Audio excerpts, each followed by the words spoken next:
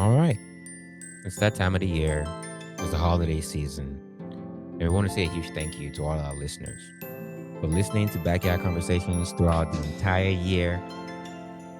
We gave you news about culture. We gave you news about tech, gaming, business. And you shared our stories with your friends, your loved ones, your family.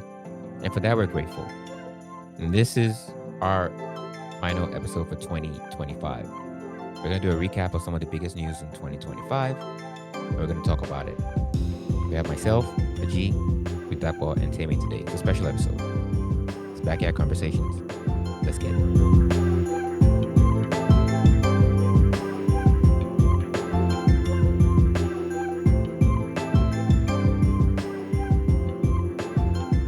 All right. Link up. Yes, everyone's a full house today. How's everyone doing? Good, good. Well, what's a cold? Yeah, it's kind of chilly Cold out out. here. Cold out here, man. And Dapo, how dirty, or should I say dirty, is your December going? Or my December, well, I've been out a few times, but I think like things usually ramp up towards the second half of the month. Yeah. Is that the one you're looking Second half forward of to? when batch. What batch is that? What batch comes through? Batch C or batch D? That's probably batch C. Yeah, that's probably batch C because batch B are getting cooked right now with those broken luggage carriers. Ah, Yeah, I saw that on the news, man. I'm just like, is this crazy? Like, Yeah, the baggage carousel is giving up. The electricity is leaving the airport at Murtala Mohammed. But that's not why we're here. Let's just talk about what happened in 2025. Okay, starting with the top where Volodymyr Zelenskyy at the Oval Office at the White House, which became a theme. It kind of like set the communication standard for every world leader with Donald Trump for the rest of the year. I mean, well, fair enough. Sometimes egos gotta be checked, right? So, Yeah, JD Vance and Trump double teaming on Zelensky there, and they ended up humiliating him, even though he tried to stand his ground. But yeah, like people commented like, "You're in someone else's house, you have to behave yourself." So like, why did you see that? Because you noticed that everybody else went to the White House and they were all just smiles, and because nobody else wanted to get cooked like that. yep. yeah, fair enough. But at the same time, like, you should be able to speak your mind, man. I don't like this whole idea of the overlord and the big bully just there and like forcing you to comply or whatever, right? Like, I don't like that idea. Mm. I don't You like must, it you must be either. like, oh, thank you, Mr. President. I love you so much. Your ass is golden. Like, I don't like that vibe. That's my own thing. Well, me, I would say like if it was neutral ground, then yes, you're coming as equals. But if you're coming to somebody's house, like I just said, the other thing is, I think Trump even tried to be a bit more diplomatic, and JD was one that like escalated things. You know, Talking but about yeah, why you dress like that? Why you dress like that? so that one was one dumbass journalist that was even Yes, asking him that that. was a personal attack. Where that Well, happened, and it looks like throughout the rest of the year, we didn't see anything like that because everybody got like the memo. If you go there, even if Trump is being diplomatic, there's an attack pit bull just right next to him that might just bark at you and then oh, switch and the then there was the conversation. Trying to whole be relevant. the planes flying over Putin's head. Right. You guys Something see else that that? planes over Putin's head. Yes, now when Putin came to visit Trump and they talked, and then he was escorting them outside, and then the like fighter jets flew over Oh and he looked yes. up, but Trump was coming, unperturbed. And people were like, "Oh, that's something." I was like, "Social threat," and it was like a boss move. And I was just like, "Ah, this guy's such a shoe man." Yeah, I think that was in Alaska. Yeah. Oh, it was But in Alaska. I believe so. Yeah. But yeah, besides that, like obviously, there's a lot of things that happened in 2025. We can talk all day about what happened at the Oval Office, especially with this administration, where every 6 minutes there's some breaking news. If it's not ICE, It's it's only been a year, but it feels like forever, three. man. I I'm know. not even gonna lie. It feels like Don't worry, so 3 more years long. of the admin to go. Something that's lasted about 3 years now, coming up on like it's been almost three, like the war in Gaza, like it's just yeah. And we saw this year, like a ramp up of attacks, like from coming out of Israel. Not just the Palestinians, but also like other nations, like just dropping bombs in Qatar, in Iran, and I feel like that was a recurring theme, I should say. And no matter how much people call it like criminal acts or whatever, like Israel keep going, like they just have this immunity. Have you guys been following this? I mean, they have an immunity because funding. They've been Israel was a state that was put there to succeed, right? Like from the beginning when it was formulated, they got the money, they got all of that. Like they had the reputation of experts, basically, like people from Europe and had know-how and knowledge, and even from the US that had exposure to like the foremost technology at the time. So I mean, I feel like they were putting up. The thing about success is that money is success at the end of the day. If you have money, like you're gonna make it. Like if you look at Asia, for example, where America, for example, South Korea, like America was determined to see South Korea succeed, right? After the North decided to go with the way they went, they wanted to see South Korea succeed in like the whole democratic government, blah blah blah. So pumping money into that. Look at their economy today. They're miles ahead of North Korea, right? As a Their developed economy in Right. Asia, right? Same same thing when the United States basically forced Japan to open up their economic borders, so to speak, to force them to do trade, right? Like look at Japan today, right? It's the Mm. same. So it's like they say the grass grows greener where you wet it the most, right? Where it's watered. So it's the same thing. As long as you pump money into something. Like look at Iceland. Iceland has so much had so much American funding as well, right? And today, even though they're barren, frozen wasteland, but they're still a developed country, right? So I feel like wherever you put money, you'll succeed. That's the same case with Israel. Like they got the funding. Like if you put that money into any other country, in my opinion, the country will succeed as well. Yeah. I'm curious about Dapo's take as well on this because it's one of those things where there's always the cover story of, yeah, we're attacking Hezbollah today, we're attacking a militant group, we're attacking terrorists, but you end up like dropping bombs in other sovereign nations, like, and it's like a repeating pattern throughout the rest of the year. Yeah, like so this thing has been on and off for way too long, and it's like two things are happening in parallel. There's like the war of physical ammunition, dropping bombs, firing missiles at each other, and then there's also the war of information.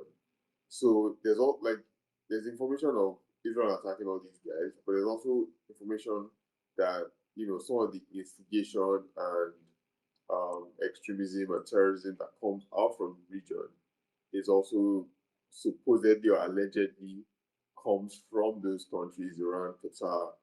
Um, Now we don't know like to what extent that is true, and even if it is, whether it is like some rogue groups, private groups, or it is from the government of those countries.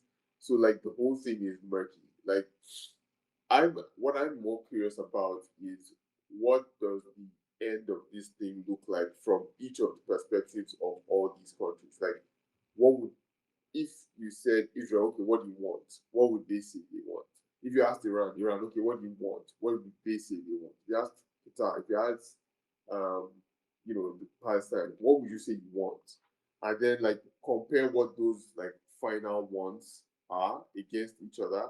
I think that's like what I'm most curious about. Like just indefinitely tit for tatting each other. Like it just doesn't make sense. I don't see any end in sight. I hope there is. I pray there is, but right now I don't know. It's disappointing. Yeah, usually leadership from those nations don't even see eye to eye, right? And every time there's Yeah. like a UN assembly, maybe there's even some kind of, let's say, a treaty or organized. So let's go speak in Qatar or in Saudi. Let's go meet delegations and whatnot. Like a lot of times, they never even see eye to eye. Either somebody doesn't show up, or in the case of the UN, where whenever Benjamin Netanyahu, the Israeli prime minister, whenever he shows up, people just like walk off. You just walk out of the thing because there's Oh, for already. real? I didn't know that. Yes, they just walk off because it's a kind of protest because everything that's happening in real time is illegal. there's mass killings, there's genocidal patterns, they're bombing hospitals, especially out there in Gaza. So it's there's always that kind of protest, and that's why it's always very difficult for them to meet eye to eye because people feel like they've been dealt so many blows, and it's Mm. Israel has always like gotten away with everything, and it's just a recurring theme. It happened a lot in 2025, and they reached out and bombed way more countries than I think a lot of other countries can actually even mention, which is something that happened in 2025. Hoping that the new year brings more peace in the Middle East. Yeah. And another series of conflicts that weren't really talked about much, like one was Darfur, and also in Nigeria. In the Darfur one, we covered it on this episode, on this show, I should say. It was in episode 36. And man, it's like the rapid support forces, which is like a paramilitary. They're not the military force. They've been accused of being genocidal, just like borderline just walking around and just killing civilians, right? Attacking hospitals. And this RSF are opposing the legal quote unquote military, and they're all just fighting to gain more ground. But what makes it more complex is that the RSF is supposedly being sponsored by UAE. And Huh. so yes, and you think about the resources that are available in talking about how rich Sudan is in gold, copper, all these other things. And it's become a diplomatic nightmare for people because what you always hear is hands off from the UAE, like we're not involved. Meanwhile, the weapons are telling a different story. The weapons on the ground are showing a different story. There's one lesser talked about um conflict, but it's also very, very important. So I know we talked about it on the show. Does anyone have any like input? Because last time we talked about it, it was just about how do we get this to stop. But it seems since we talked about it, the Well, RSF has even gained more ground. I mean, first of all, like you have to look at media coverage as well. It just shows you where priorities are, right? Like over other conflicts like the Ukrainian war or the Israeli conflict as Israeli-Palestinian conflict as well. Um, that's one portion, and then the second portion, when it comes to conflicts like these, it's and there's outside forces, internal Conflict, conflict as well. Like you try to understand, like, okay, where is the issue? Like, where is it stemming from? Is it a fight for resources from an outside body? What do the internal parties stand to gain? It's just so much like we don't even know ourselves, right? mm, There's so much of speculation on our end too, as well. It's like, is it like a rights, like a freedom of rights thing? You know, um, it's hard to say, man. Like, I feel like there's so much secrecy in the world as well, where you don't even really know. Like, if the UAE, for instance, is channeling funds to support this conflict, right, what is their end goal?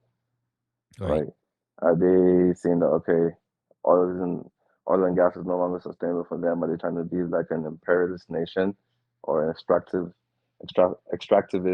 nation where they want to extract resources? Like, what's the end goal? It's just hard for me to place, right, or Yeah, understand fully. yeah, it's pretty messed up. The river now literally runs through the country too. Like it's just it happens historically, especially in Africa, I should say, where you see countries that are just blessed with natural resources, blessed with everything, and it's just some conflict, just like influenced by some foreign force. Um, yeah, that's what's happening in Sudan right now, which sucks. And we can also talk about what's happening in northern Nigeria, where there's constant news about the persecution of Christians. But a lot of people on the ground are saying, yeah, Christians are getting persecuted, but also like some Muslims too, right? And I feel like that boy you like talked about this a while back. You heard some of the conversation and chatter happening about what's happening in the north, and thankfully you don't have anybody directly affected by it, right? What would you say to what's happening right now with especially with the US interest nowadays? I mean, so like Tim said, media coverage. These killings have been happening for over a decade now, right? And they happen. The intensity to which it happens maybe might determine what media coverage is. you know, sometimes there are attacks and maybe people run away and maybe there's like maybe only a dozen casualties, which sounds horrible to say only a dozen, right? And then there are times when like it's hundreds or in some cases thousands of people who get killed in just mass maybe shootings or IEDs or whatever. And then those ones, because of how large the the casualties and the destruction is, those ones now become news stories. But these things happen like pretty regularly, almost every week. And the, the now that the American government is getting putting some attention there, the narrative around it is now, of the religious thing. And I think what's happening is that, especially in these like multicultural, multi-ethnic, multi-religious societies, um, what happens is those things people can live harmoniously naturally, even when they have some sort of cultural or identity difference, right? But if somebody was trying to destabilize that region for some reason to then do take maybe it's resources, maybe it's farm land, it's farm produce, whatever. Um, you then just go in and then highlight those differences that people have understood and lived in harmony with, and then use it as a source of conflict. So yes, there are Islamic extremists killing Christians in northern Nigeria, and then someone can say, well, are those like purely um, religiously inflamed people, extremists, or is there this underlying current of land grabbing, resource grabbing, and what have you? There's also the narrative of people crossing the weak borders, the weak northern border Yep. from Niger Republic, and basically moving down south because um, of the desertification that's happening in those regions. So there's like it's multiple things, and I think to me the biggest like thing in this that this thing reveals is how irresponsible the Nigerian government has been to securing the lives and property of its own citizens and of its own borders, which is supposed to be your primary responsibility, but they're not living up to it. That's that's a good way to talk about it. The more coverage, the better informed people will be about what exactly is happening. And usually, when you have something happening that far up north, where there's literally not much happening on a regular day, you have to work really hard to get the news out of pry it out of their hands, so to speak. And speaking of some more lighthearted news, I feel like we didn't mention this at the top, but like the Louvre heist was one of the funnier things that happened this year, right? You have people breaking into the Louvre and stealing jewelry, and they had a crane. They were dressed up like they were like workers at the museum, and they got away. And apparently they pretty much apprehended everybody involved, but still the jewelry, everything is still missing. Oh, for real, they apprehended them. Pretty much, yes. What I'm hearing is like they've gotten all their suspects, quote unquote, but the jury is nowhere to be found. That was straight out of the movie, What in the world of money heist is Right, going right? on? Like, right. Because people are convinced that Ocean's those 11 kinds type of, stuff. I mean, talking about jewelry that's worth a combined $102 million. Like, so people are convinced someone has like cut it up and just like shipped to different parts. Just essentially just take it apart and ship it across to whoever is maybe the highest bidder is. So yeah, that happened this year. The Louvre got robbed for $100+ million. That's insane. Yep. yeah, for sure. But also, like when you break down some of these so-called, jewelry artifacts, then the worth also, the value also reduces because, like, Mm. say, like, you steal something like the crown jewels, like as a whole is worth more than In pieces. if you split it apart. Then why don't you just go rob like a regular jewelry store? Like just go Right. to Right. and get the gold and the diamonds there instead, right? In the mall. Right. I would, I Yeah, the value would Mhm. definitely take a hit if you take it apart. But that's what they're contemplating. Like, what if that's the easiest way for them to maybe ship it without getting noticed, right? Um, Someone that can always stay out of spotlight and is always getting noticed is the former Prime Minister of Canada, Justin Trudeau, who resigned because he was really unpopular. Even though like during COVID, he was peak popular, and then I think it all went downhill from there. And even after resigning, is still is still hitting the news because he's dating a pop star, an astronaut, maybe. Yeah, Nepo baby dating Katy Perry. Why could you ask her that? You Ooh, know, it's funny because ooh. they all went to space and it's like, oh yeah, I'm an astronaut. Yeah, but I find that funny though. Like, everyone knows that everyone thought Legolas had like secured the bag because obviously she was with Orlando Bloom for the longest, and it's like, oh, now it's a former Canadian Prime Minister. Is like, it's like Like Jay-Z said, right? Once you get the money, then you get the power. So you have to go for someone with, more worldly connects. Someone that can open doors. right. It's just, Which door is she looking for again?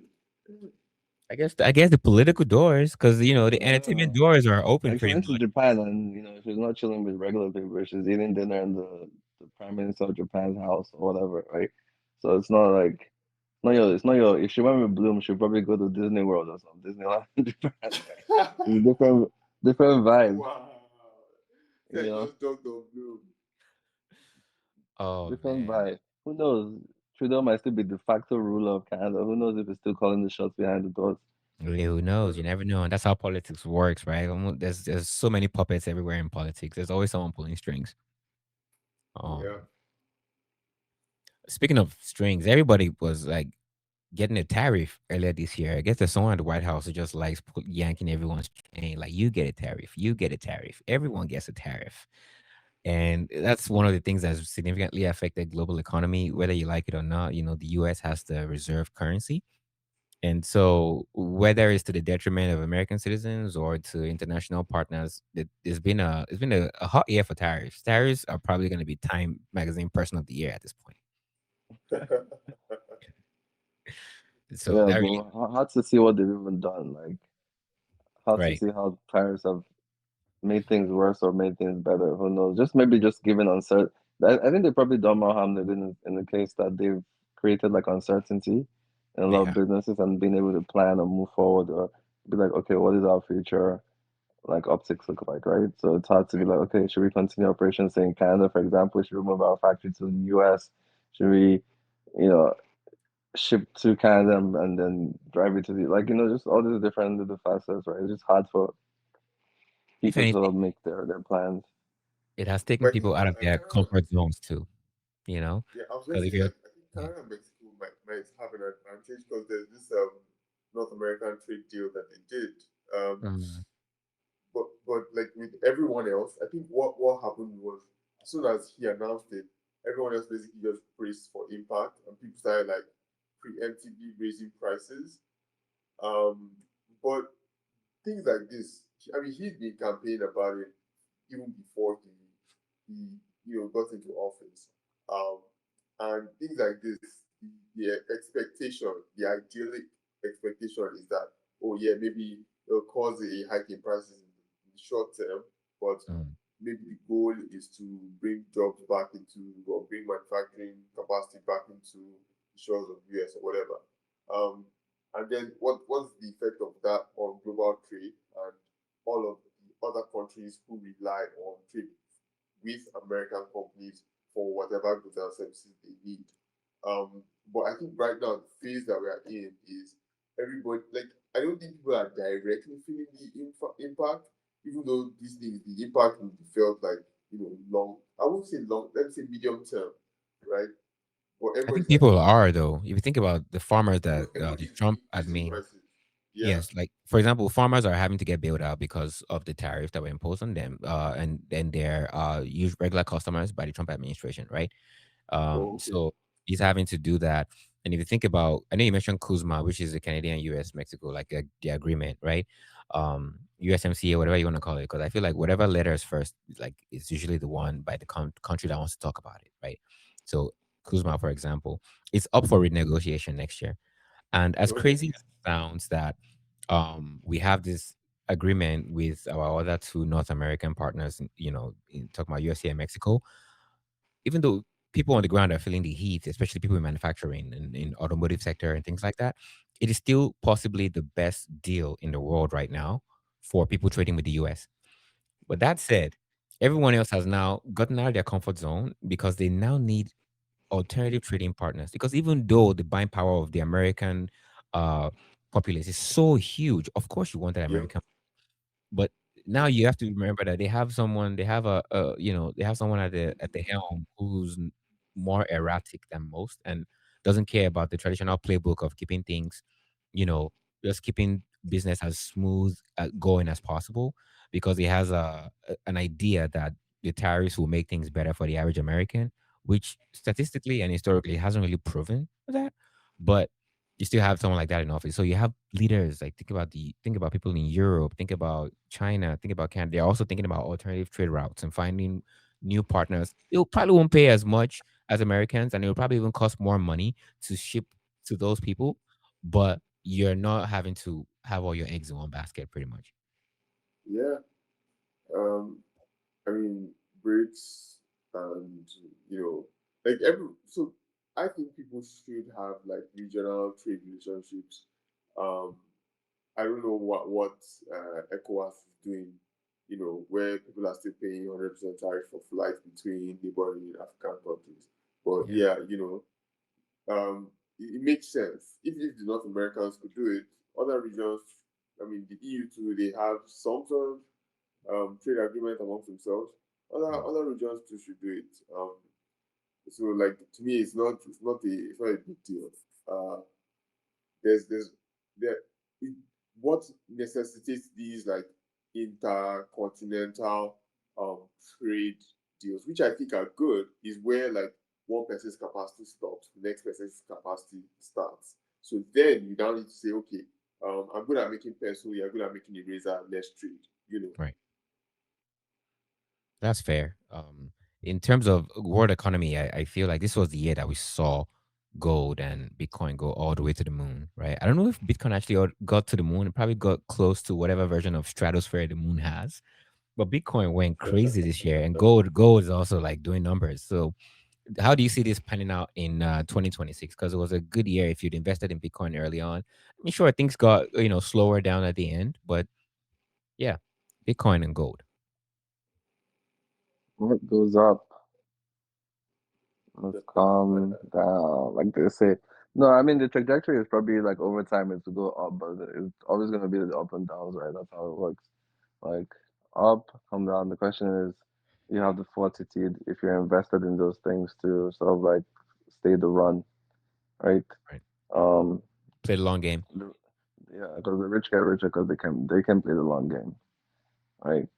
But in terms of the average person that's invested, they might want to, I don't know, take out money for that treatment, take out money for, I don't know, education, like whatever you have to do, right? So it's a matter of who can play the long game. But overall, right, the trend is like, economies go further than rise is meant to happen, even with inflation, things like that, right? Mhm. Trajectory is always up. But in terms of, reaching for the stars, I mean, it will come down. Question is when is it going back up again? And when for you is your sweet spot to get in or out, right? Let's have to think about cash circulation. Like, how many people actually do have money to invest right now?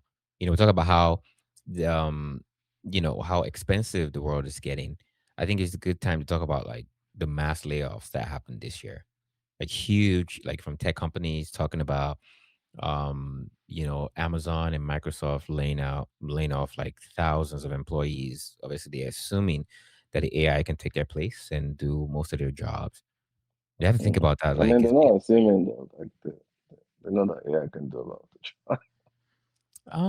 I guess I'm just to saying AI can yeah, do a lot of the jobs, yeah, especially a lot of like to a certain administrative work. Like yeah, AI it, is smart yes, enough to sort of like do all of this. The companies will take the bet. Like if it's gonna save them money, why wouldn't they take the bet, right? They're greedy and they're here to generate more profit for shareholders.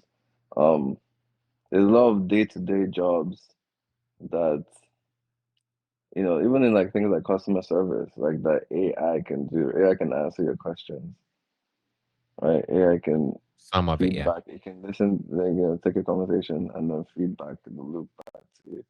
So it can sort out, emails. It can, things like that, like summarize. you don't need that coordinator in the meeting to take notes. Gemini or whatever, like will take your notes and Yeah. summarize it and tell you the key takeaways. Like so that person doing that job is at risk, right? You don't need someone to create you don't need an administrative personnel to create invites to this, do this PowerPoint, do that PDF. Like when AI can literally do all of that by just prompt.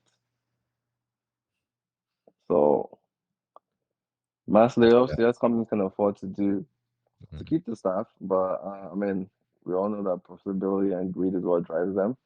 Um, they have an alternative now, so it's a fine balance like of what you're gonna do. Like, what's the future hold?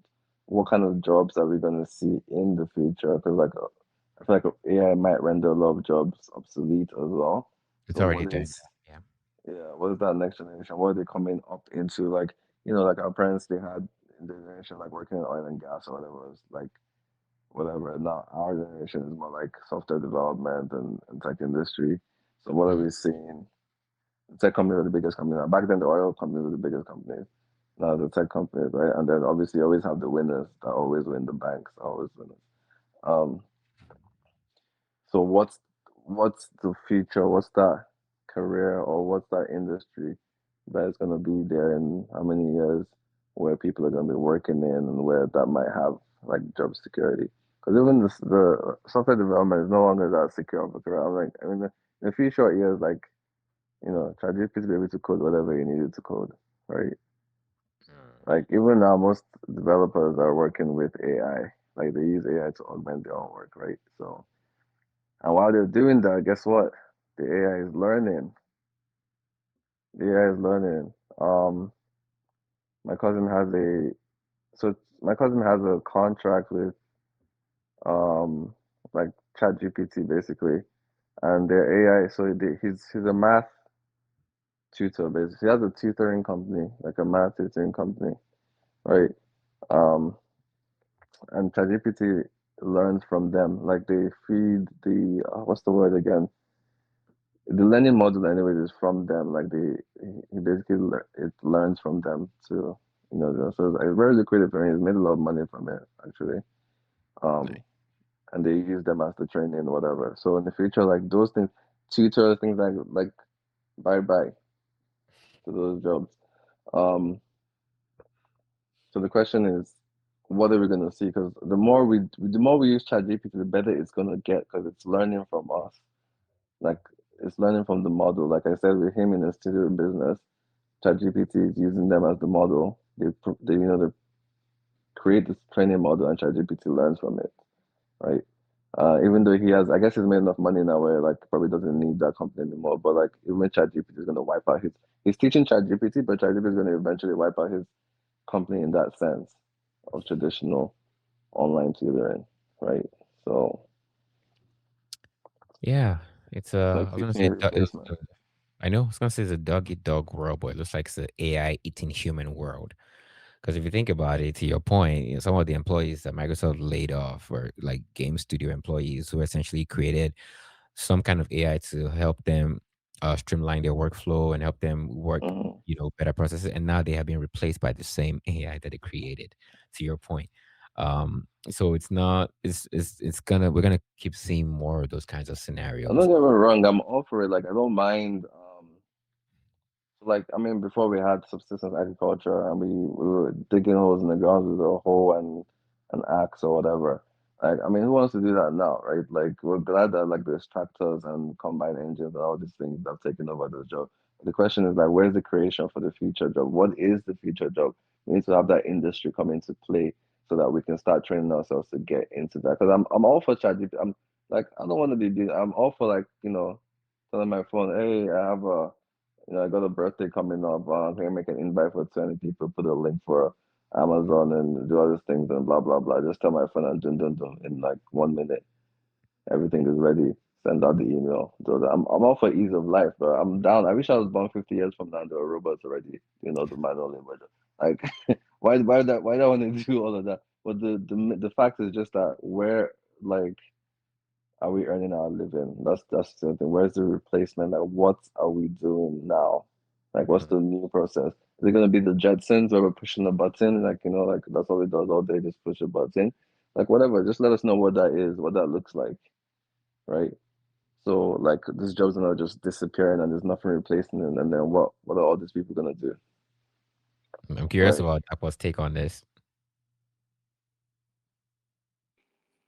Uh, so I mean, to some extent, I agree with him. Like, the job losses to AI are inevitable. Like with every shift in technology, some people would lose jobs, but some new jobs would be created. And typically, ideally, more jobs get created from the new technology than number of jobs that were lost as that new technology replaced whatever it replaced. Um, but in this particular case, I think like a lot of these things have to do with, you know, trying to maximize profit in this like high inflation economy that the whole world is going through right now.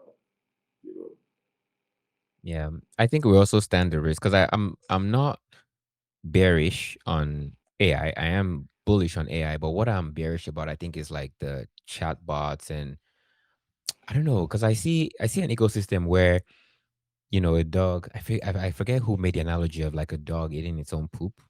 Because if you think about what we do with AI nowadays, it's like you draft the email with AI, you create the invite with AI, you do everything with AI, right? And then the consumer of what you've created, more than half the time, is also very likely going to be an AI, right? Someone's going to be like, oh, I don't want to read that email they sent me. Let AI read it and summarize it to me. So the AI is essentially talking to each other.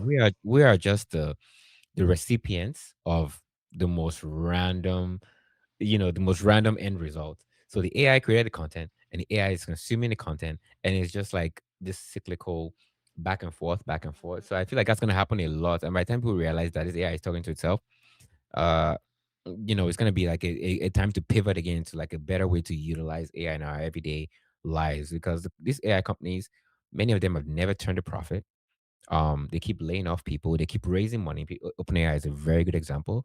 And it's funny that with all the technology, all the GPUs they bought from Nvidia and everything they've done, it's like now I feel like ChatGPT's monetization is gonna be ads inside of the app, right? Like it's just gonna be an ad company or something. Sure, they've integrated with shopping, they're integrating with music, they're integrating with Adobe, and they just keep throwing everything at the wall to see what sticks. Um, in that sense, I'm kind of like bearish in because there's gonna be a lot of players trying different things at different times to see which one is really gonna stick. But in the case of grudge work, like if I'm gonna be doing some kind of report and something that will usually take me 2.5 hours, I can feed like a PDF to to AI and have it break it down for me or summarize something where I can then take that data somewhere else and do some extra work. That I'm bullish about. I feel like it's gonna be here for a while. I feel like it already exists. It's only gonna get better.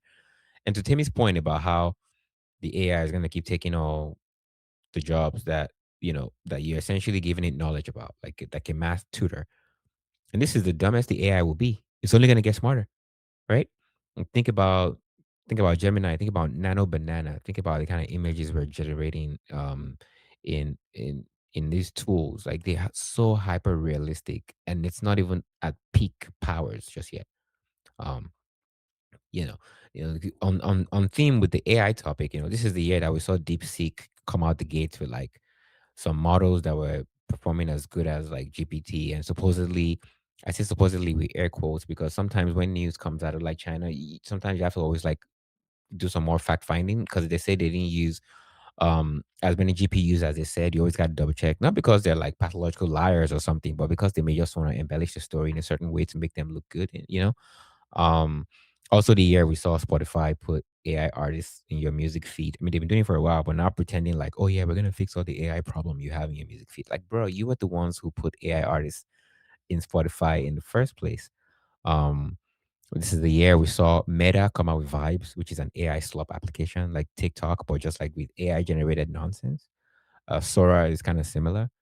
Gemini and Nano Banana had big ears, and it also kind of helps Google stock because they're training all these models on their own TPUs, on their own hardware. And now everyone's looking at Google's hardware like, you know what, maybe I want to get on some of this action and not just Nvidia's chips are like king right now. And we also saw the last but not least, this part of this whole AI ecosystem was Nvidia hitting 5 trillion market cap. Like it's just bonkers. This is a GPU company, bro. I mean, sure, they're more than that now. They're essentially like AI, they're robotics, they're everything. But like Nvidia at 5 trillion, that's one of the cherry toppers for like AI in 2025. Is there anything else that you noticed that in AI in 2025 is like, oh, this is a game changer in terms of like the models, the tools? I mean, I feel like AI is a bubble. Like, Mm, I mean, ChatGPT is maybe on the hardware side, so I don't know about them, but in general, like my company has its own AI. Like, you know what I mean? Everybody has their own AI. Like, searching to Google, like the AI that's summarizing Microsoft, like everybody, like it's just AI everywhere. Amazon has AI summarizing its reviews. Response to the question, it's just like it's gonna become so pervasive that it will be the norm. And if it's the norm, how much can you really make from it? It will just be used to enhance your work so much now. Like, and not in terms of like, oh, is it gonna generate income for you? That's what I think. I feel like it's gonna be more of like enhancing the work that you do as mm. opposed to like sort of generating income. Um, so maybe because everyone is doing it, like it might work for a while, but I mean, how much can like companies like Nvidia, how are they gonna sustain it? Like how continuous can it be Mm. when they get to the point where everyone has like an AI model or whatever? Like what's gonna happen then, right? I mean, I think Nvidia is banking on more compute. People are always gonna want more power. People always wanna outbid and outdo themselves. Like, oh, you have only 10,000 GPUs, I have 20,000, and that's why my results come up quicker than yours, and that's why my models learn and are trained faster than yours. So, how do you see that? Not just like the quantity, but also like there'll be some sort of replacement period, right? Yeah, If you think about like every other electronic device we use, there's a replacement period. life So, cycle. so like if Nvidia sells companies, 10,000 GPUs, and the companies use them to train their models for maybe a year, 2 years, 3 years, in that time, NVIDIA has probably developed like a faster GPU, a more power efficient GPU, a GPU that can do maybe more multi-threading, like whatever fancy features they can shove in there. And then they can also come out and say, hey, we have new GPUs that can do these additional capabilities. And then those companies that their customers who are buying GPUs from them in tens of thousands will say, oh yeah, we want more GPUs, probably even replace the GPUs that we already have. So that would probably create this, as long as NVIDIA can keep innovating on what it is they're creating, whether it's GPUs, whether it's chips, whatever. And then as long as like their customers, which is companies that are using those GPUs to do things, are finding new and new things to do, like all these guys are building autonomous robots. Some of those NVIDIA GPUs might even end up in cars powering the onboard AIs. So whatever application, they'll just create that feedback loop. So I mean, yeah, it'll probably attenuate because right now it's new, but I think you'll get to a level where they'll probably have a consistent, a consistent like loop of buying, selling, developing, buying, selling, developing, and all like that. Essentially, I if you're a personally company, don't agree. I don't agree. I don't think companies have a high turnover of technology compared to individuals. For instance, we buy an iPhone, say you buy an iPhone every year. Companies don't do that. They No, don't no, turn so over of course technology not as every year, quickly. not every year, but Yeah. there'll still be a turnover. There will still Yeah, be a but the thing is turnover. that the company loops are so long that what's the turnover 10 years? Like how's that sustainable for a it company could be that's a 5 to 7. billion? Because think about how If GPUs work If too. Yeah. Because they have a life cycle too, right? They can only be run powered for so long. And currently, the yeah, way, because I like if you have a PC, you shut down, you boot it up. So, like, the life cycle of your GPU lasts for a long, you can have it for like a whole decade and nothing happens. But even people that are mining Bitcoins at some point, yeah, they the realize, ASICs yes, that the exactly. compute, like, it degrades quicker because it's constantly on. It's constantly draining power, and it's like it weakens quicker. I think that's why they would want to turn around quicker. So like right now, again, like because it's kind of new, the turnover might be relatively short. Again, when I say relatively, like compared to usual business equipment, turnover. But as things get more mature, that turnover will now get longer and longer to maybe like more 10, 12 year time span. But as of now, they're going to milk that cow, as long as they are also like capable of putting stuff in it to sell, to make it attractive to customers, to their business customers to buy. That's fair. So I guess what I'm hearing from this now, if you're a company and you want to compete with Nvidia, let's say you're AMD, you're maybe Google, and you're Intel. I can't believe I'm saying Intel because they also make GPUs. What you should be trying to do is see if you can deliver similar results with better power efficiency, right? Because I feel like one of the major concerns about AI is power consumption and water consumption, right? So if you can develop some kind of GPU that is as good but doesn't use as much power or doesn't require as much cooling, then you might be onto something, right? That could be the future of these of businesses in this sector, based on what I'm Yeah, thinking. fair enough. Yeah, but we'll be around to see what happens. But it doesn't mean Nvidia is also sleeping on it because Nvidia is also thinking of ways to improve the quality of their hardware to minimize load and do all these kinds of things. So yeah, good luck trying to knock them I off their mean, I don't perch. want to. I want them to be there for continue climbing up because That's because you're yeah, invested I in it. need exactly. So they should carry on the good Lord's work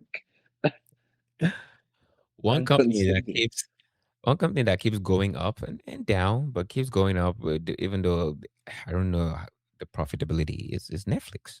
And they're getting brazen nowadays. They're trying to put up was it $80 billion for Warner Brothers? And it's like, what are you even thinking? Like, this is if this goes through, which I mean, sure they've agreed on something, but it hasn't passed all the regulatory oversight that whatever it needs to go through. But this might just be one of the nails in the coffin to the theater going experience. If you're gonna have Netflix that completely swears by the fact that you should be watching Game of Thrones on your phone, they believe that you should not really care about theaters, that you should always either watch on your tablet or on your phone or your TV. If you have them managing one of the legacy film studios, owning IP, intellectual property rights to Harry Potter, Lord of the Rings, Game of Thrones, this could be a problem. I mean, yes and no. I guess DC, COVID showed. DC Comics. I didn't even say DC Oh, Comics. yeah, I mean, this is under pretty much under Warner Brothers, right? So, Yeah, DC Studios. Yeah. but also I feel like COVID came and like people were like, yeah, maybe I don't need to go to the movies after all, right? Like when What? COVID happened, it kind of shifted things, and then Netflix is like, because Netflix is a business, they're only responding to the consumer, so it's not like they're like, oh, we never. If they're gonna make money by putting movies in the cinema, that's what they'll do, right? But But that's they're the thing, though. responding. They're also not just responding to the customer, but also trying to reinforce their idea of what the experience should be. Because if you think about it, a director like Guillermo del Toro has just made Frankenstein for Netflix. However, some of his peers like James Cameron and you know uh Christopher Nolan, they've sworn off Netflix because they know how they treat the theatrical experience. So you look at those kinds of scenarios and you're like, yeah, so there are some critically acclaimed directors making films for Netflix, but there's some other ones, some other giants who have refused to not work with them because they know how they see theatrical runs and releases. Because I Yeah, feel that's like based on their perception. Because other people can say that maybe Netflix is better because in theater you may be like, oh, you know what, we have to make this movie a 2 hour length movie because no one wants to sit there. But if it's at home, nobody gives a damn. You can make it a 5 hour length movie because you can take breaks, go to the washroom, come back, eat your popcorn, go take a dump if you need to. Come, you know what I mean? You don't have to go, okay, oh, I can't go pee now. And this, if it's 3 hours, it's too long to be in the cinema because like you're snacking, you're drinking, you can't even run out to go. You're gonna miss something if you run out to go to the bathroom. So that's and based on you what they think. That's their own opinion, right? But there's other people with other opinions as well that might be like, okay, I'd rather watch it at home. And these days, everyone has a flat screen TV, 200 inch, at home, at home type of thing. So you can get almost like same call. You have a Dolby sound system, surround sound system at home. So it's like you can get the experience unless you're going for like 4D or 3D or 4D or those kind of things where you need the full experience in theater or what's the other thing where I forget what it's called where you have the chairs vibrating and all that, right? Like Yeah, those I kind think of, like or if you 40, have the 40. other not AVX but the other one where like it has screens on the sides as well, so it's like an expansive like experience. Like Mm. those ones I can understand. But I think for the most part, a lot of people ever since COVID, they're like rather watch at home But why not and both? rather get that longer movie that they can actually fully enjoy. That's why the rise is also the rise of limited series now, right? Kind of like a longer movie, like okay, 5 episodes of this show only. I can finish it all in one night, So why not both, and Apple? it's Why so not the theatrical run and the streaming? Why can't they coexist according to Netflix? Both. I think both should coexist. But two things happened. One, like Timmy said, COVID shifted like basically like forced people to shift to their culture. And then two, like you mentioned earlier, the inflation that happened during and because of COVID. So those two things combined created a huge shift for movie watchers where the overhead cost to go into the cinema to watch a movie was high, and then people had already become used to sitting at home and watching movies for about a year and a half. So now, if someone wants to go to cinema to watch a movie, the movie has to feel worth it. To me, I think the movies that are going to, I think there's going to be like some sort of sifting of the type of movies people would rather watch at home and the type of movies people would rather go to cinemas to watch. And Mm. the reason why like directors like Nolan and um, James Cameron. James Cameron would want not to do it is because like their movies are big, their movies are Epic, spectacle epic, type yeah. movies, and exactly you want to see that type of stuff on as big a screen as possible. The second aspect is like the communal experience. Everybody remembers what it was like watching Endgame and Cap pick up the hammer and all that. Yep. Like that payoff, that experience is not replicable at home. The best thing you can do is maybe you have all your friends who are like fans of something. But to have that shared communal experience, it's only going to happen in the cinema.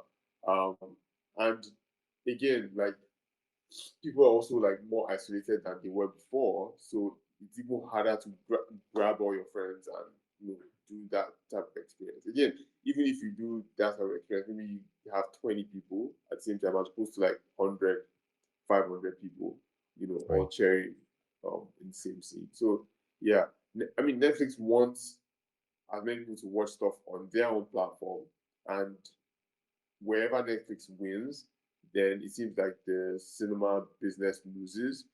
But another aspect of the Netflix, um, the Warner Bros. Acquisition that I've been looking at is how poorly Warner Bros. Must have been managed because they have some of the biggest IPs. They have studios. They have like they seem to like. If I wanted to own a studio, there's like a big four, a big five. Right. Like if you are the big five of an industry, then how poorly managed would you have to be to get knocked off that position, not just to be acquired by your peers, but to be acquired by like an outside. And this is like third time. First was with AOL. Yeah, well, Secondly Time was Warner. with Discovery, and now Yes. it's Netflix. And I'm like, what's going? Like I'm trying to it's boggling my mind. I think I said on the previous episode that it's boggling my mind what's happening, whether numerically or managerially or whatever that's happening there that requires them to keep falling to these needs to be acquired. Then there's also the aspect of the other properties that they have because the whole like Warner Enterprise owns arguably the largest North American English speaking news network, which is CNN, and there's talk about Paramount is being currently like maybe managed or invested by or partly owned by Larry Stinson, who's trying to create this like there's a bunch of moving parts around this whole thing that we're not seeing that isn't exactly transparent that um, just gives concern. I mean, I'm a huge proponent for distributed systems, distributed economies, and whatnot, as opposed to things like aggregating towards like a top and a center.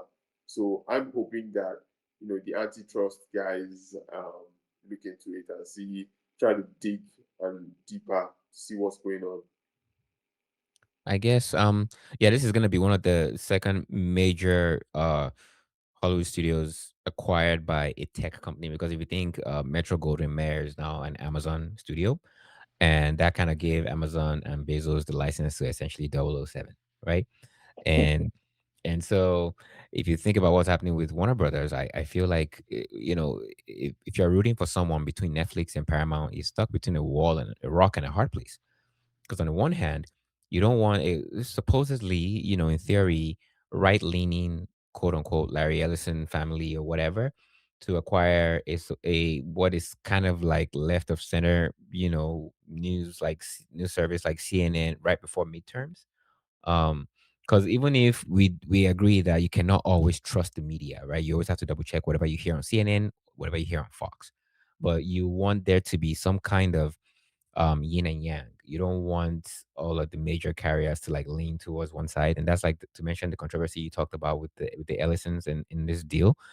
But on the other hand, I feel like Netflix is just not right for Warner Bros. At this time. There are other players that could actually put their hat in the ring in this kind of scenario, but I feel like nobody wants to bear the burden because I don't know what the leadership of Warner Brothers have been doing. You mentioned how poorly managed it seems. I think David Zaslav is the name of the CEO. This is the same person who essentially took the entire catalog of Westworld off of HBO Max. This is the same guy who decided to destroy, was it Batgirl? Or Catwoman, an entirely complete film. He Yeah. essentially said it doesn't exist just because of tax write-offs, right? So you have to think I about mean, I think that one. I think it is reviewed very. From what I read, I think if I remember correctly, it reviewed very poorly with test audiences, and so they were like, if they spend a dime more, because I mean, they hadn't started like doing the marketing budget. The marketing budgets for these movies are usually like maybe a quarter to a third of their production budget. So it's like if they spend a dime more and it does the same type of it gets the same type of reception that the test audiences see, that it would have been a loss. So it's better to just write it off as a loss now than put it out, spend the money to promote it, and then still lose even more money. So, like from a purely pragmatic numerical point of view, I understand why they would do that. But right, again, I still think there's something up with how they are managing the studio. like an apple rotten at its core, but we don't know what's actually happening. It's just shiny on Exactly. the outside, but like kind of messed up. All right, I think this could be our quick fire round. We've talked a lot about business. We've talked a lot about some of the culture stuff that happened. Let's do a bit of gaming and what happened in tech for for the rest of the year. So this is the year the Switch 2 launched. Nintendo already had a winning formula with the Switch. It's one of the highest selling consoles of all time. And they're like, instead of doing a complete revamp and do like a completely new console with a different name, why don't we just make the Switch but better? And it seems to be doing pretty well. Like, with all the tariffs and the prices going up, people are actually buying this thing. And I feel like when holiday numbers come out, because this is going to be Christmas present for a lot of kids and family members, the numbers are just going to go crazy again. So it's exciting. Does anybody here have a Switch too? I don't think so. No, man. I think I've been off gaming for a little bit. I'm trying to get back into it. Oh, you Um, should. but yeah, I've been off gaming for a bit now. Maybe 2026 is the year for the Maybe. return of the king. Um, but yeah, we'll see how that goes. So I don't even know sort of like what the improvements are on in Yeah. terms of But like the Switch 2. just think Um, of it as higher resolution, faster internal components. So basically, you're getting more eye candy on your screen, and even the dock now lets you support. I think is up to 4K 60 frames per second because the former Switch didn't allow you to do up to 4K. I think, but this allows you to do 4K now. Does it allow more than 60 FPS at 4K? That what do you know? I don't know. Yeah, but I I'm think not sure. yeah, But we're like definitely you don't need that much more, especially for the Switch. Like right.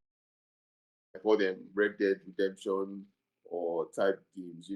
God of War. So yeah, but the Switch 2, like you said, they found a new formula, and like 2 3 years after the Switch came out, and everyone saw how successful it was, everybody was like, I can't wait for people already even dubbed it the Switch 2 before Nintendo even, you know. So everybody knew that the most sensible thing for Nintendo to do was to make a sequel to this, as opposed to trying to do like a whole new type of, console thing. They just found what worked and they did. It's bigger screen, better graphics, sleeker, physical dimensions, better controls, and all that. So yeah, good for them. Um, my only issue is I hope there's more games and I hope there's more variety and types of games as That's opposed to like fair. just doing remaster of Switch One Right. game.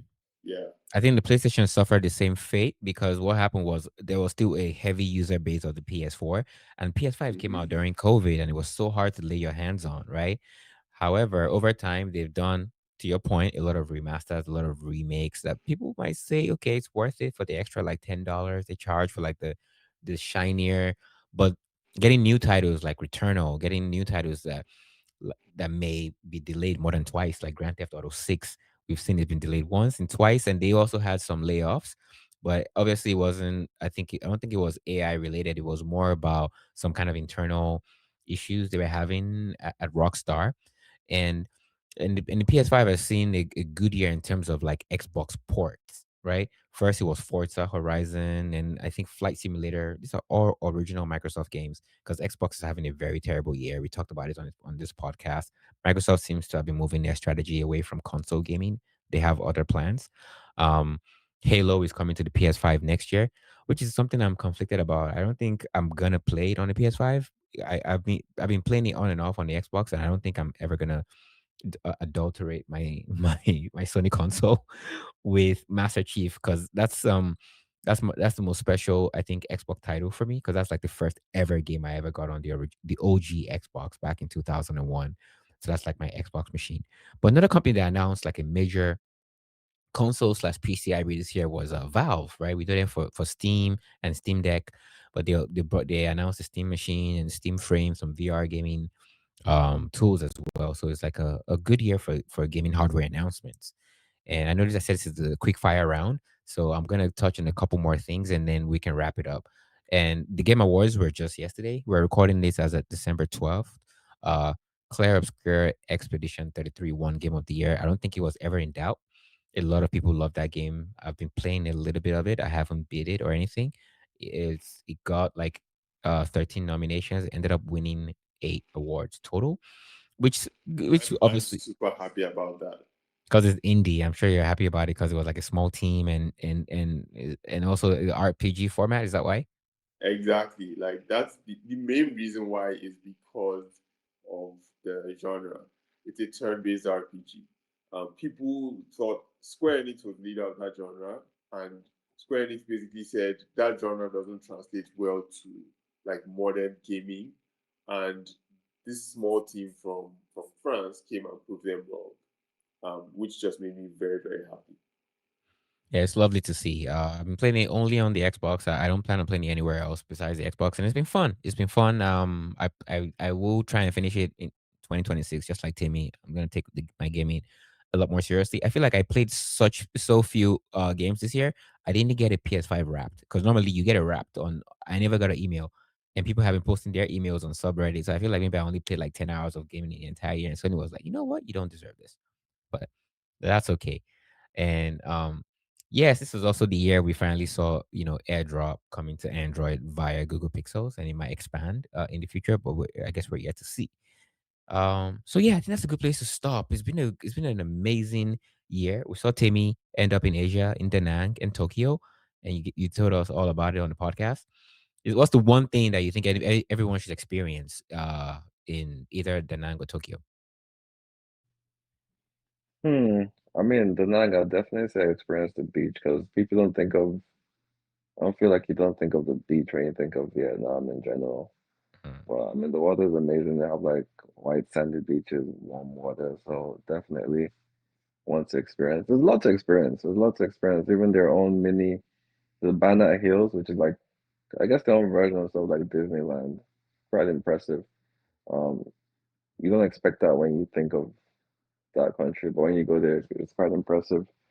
Um, Tokyo is just a big city, so. if you're a city boy, a city girl, you know, then you gotta go to Tokyo. It's a Okay. massive city. You can't even go around the whole city. So That's fair. just to let you know about the technology and like how far they've come, like the subway, the bullet trains, the underground city going on there. But yeah, All right. So I guess it's been a great year for travel. It's been an interesting year for global politics. It's been a good year for tech. If you're into AI, it's been an exceptional year for artificial intelligence. we And had a touch on the iPhone. we touched about the iPhone 17 Pro that launched, right? Another year for Apple, where for some reason they keep selling iPhones. Like you think maybe people don't want to upgrade their phones, and then everybody buys the iPhone again, of which Except me. Not except buying you, it. right? It's Christmas again, and I'm sure there's gonna be some huge numbers coming out of sales regarding the iPhone for 2025. So yeah, it's been a good year, and for Backyard Conversations, it's been an awesome year. We're really grateful for all of our listeners and everyone who shares our stories and our conversations, and we're really thankful and looking forward to the new year.